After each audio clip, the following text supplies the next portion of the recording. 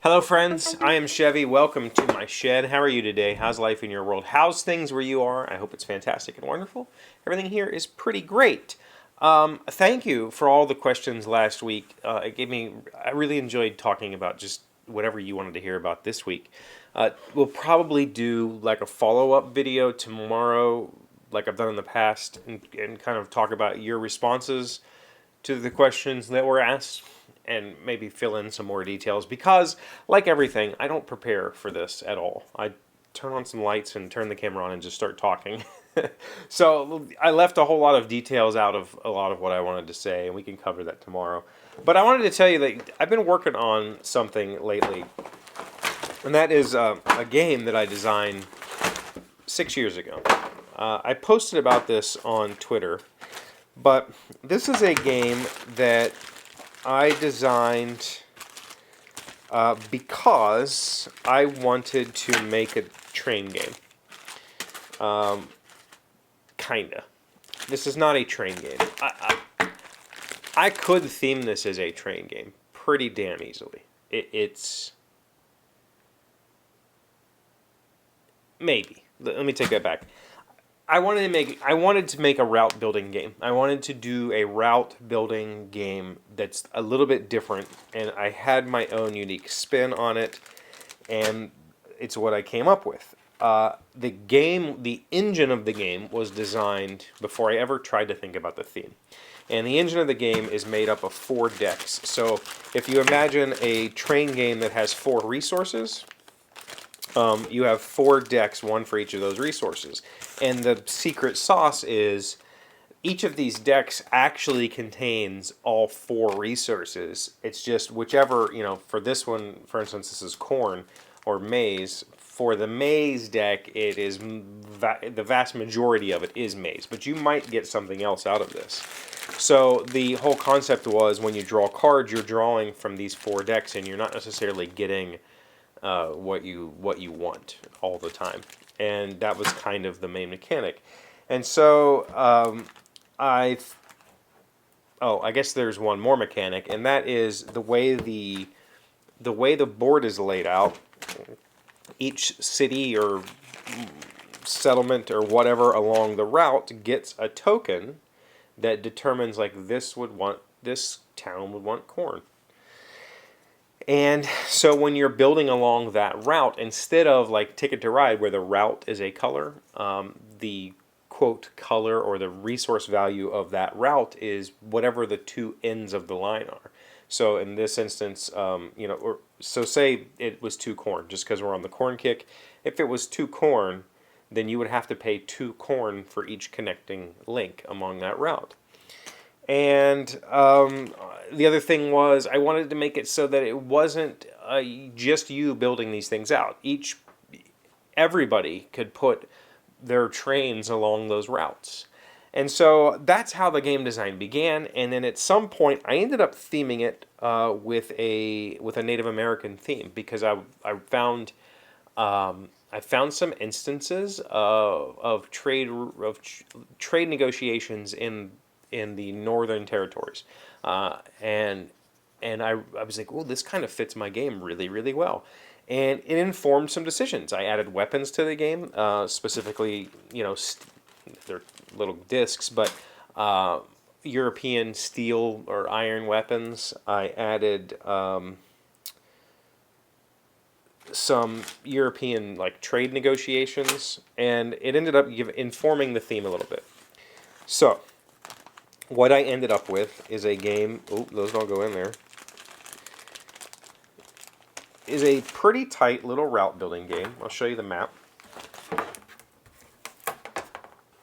It's a very small map. This is for 3 to 5 players, and there's just these few small connections. And because each of the connections, or each dot on this map requires 2 cards, it takes a while. You can also replace other people's natives. You can do all kinds of stuff. And the thing is, it was a really good game. It tested really well. I took this, obviously I spent a whole lot of time on graphic design. This is all Game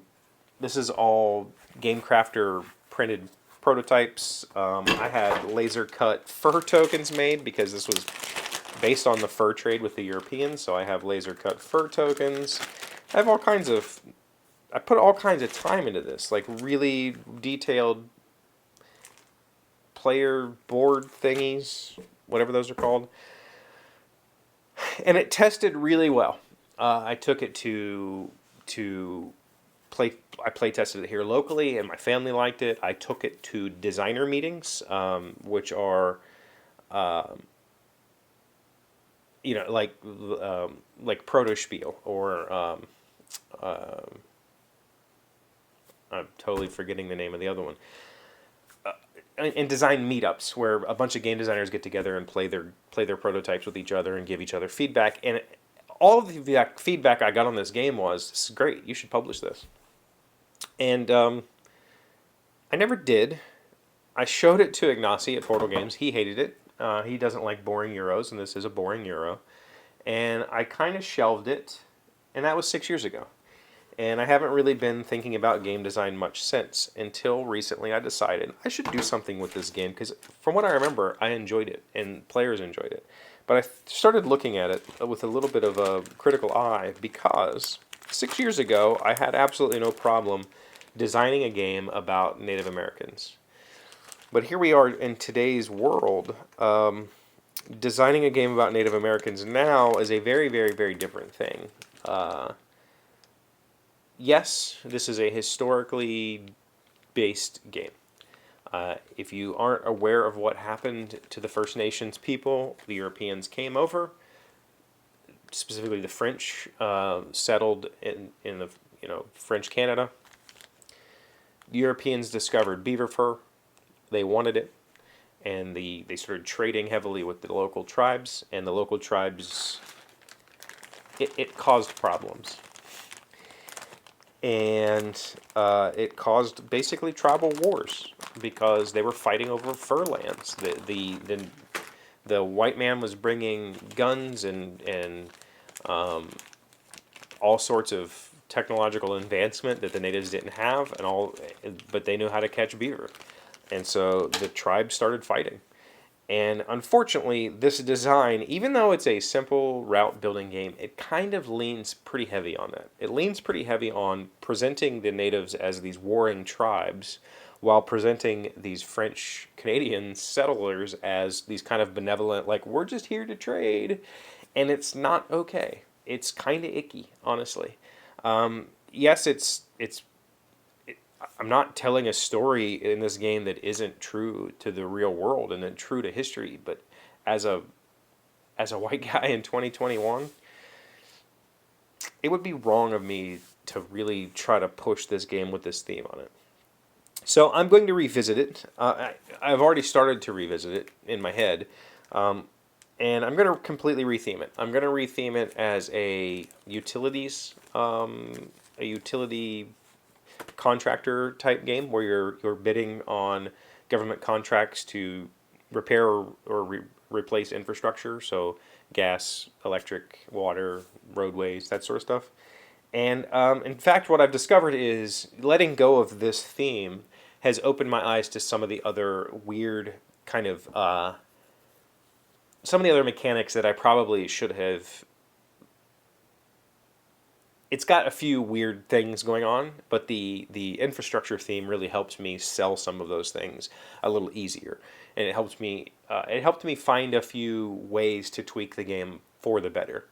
And all I really have to do is print some new cards and some new tokens and a new board, and it's ready to go. Right? It's like the same game, just slightly different. And I think that's the correct choice. I posted a pretty lengthy post about it on Twitter, just kind of off the top of my head, like I always do. And I think that the feedback I got was I made the right choice. Although I got a decent amount of support saying that if I did my due diligence and I was representing a historical time frame and I consulted with maybe even some First Nations people about the game, then there's no problem with me, a regular old white dude from West Virginia, publishing a game about the tragedies that happened to the natives, even though a lot of those tragedies were kind of self-inflicted. If but at at the I shouldn't have said that, right? They were self-inflicted. Yes, they went to war with each other, but only because these settlers showed up and said, "We'll give you all of these things if you bring us all of your beaver." Like, and the white man did nothing to discourage the war, right? The white man said, "Please kill each other, because we'll take your land," and that's exactly what happened. And maybe if I'd have put a little bit more thought into the game before I got this far with it, I could have trimmed some of that out. We'll see. But hopefully the new theme will work, and hopefully my playtesters will like it, and then maybe we'll do something with it. I don't know that I'll publish it, but maybe I'll find somebody for it. I think it has potential. That's all I have for you today. Thank you for being here as always. Thank you for liking, commenting, subscribing, being amazing friends and wonderful people. I really appreciate you, and I'll see you again tomorrow. Today's word you should know to sound smart is flagrante delicto. It is a noun meaning in the act of committing an offense, most widely used today to describe a couple caught in the act of sexual intercourse. No cheating spouse, no teen with a wrecked family car, no mayor of Washington, D.C., videotaped in flagrante delicto has ever come up with anything as far-fetched as U.S. foreign policy. P.J. O'Rourke, American satirist. Flagrante delicto. Flagrante delicto. That, I like it when it says most widely used today to describe a couple. Like, it's not used today. If you consider it most widely used to be like, it got used 4 times last year, then sure. Flagrante delicto. How many times have you written that in your life?